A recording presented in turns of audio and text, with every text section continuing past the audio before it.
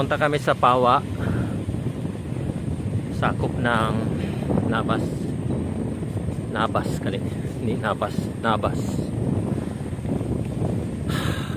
Ito ay pangalawang pagkakataon na aakyat doon para sa akin at saka para kay Alan.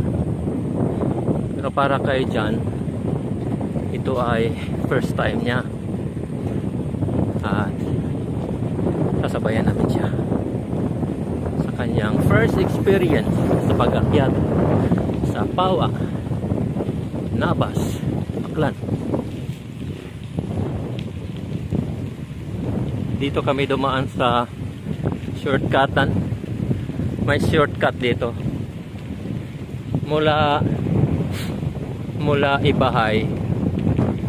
May shortcut papasok sa Nabas. So hindi na kami dumaan sa highway, dito na kami sa shortcutan.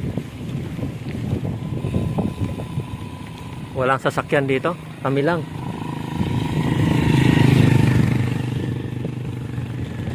May sasakyan, mga tricycle, mga motor, pero walang mga series.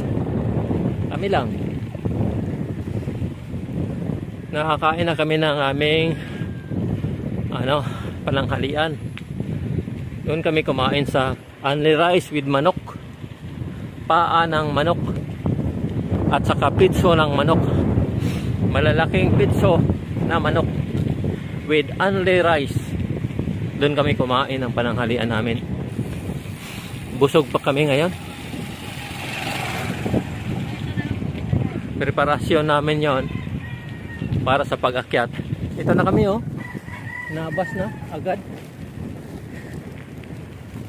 Hindi na kami doon dumaan sa crossing papuntang Pandan. Wow, lapit-lapit lang.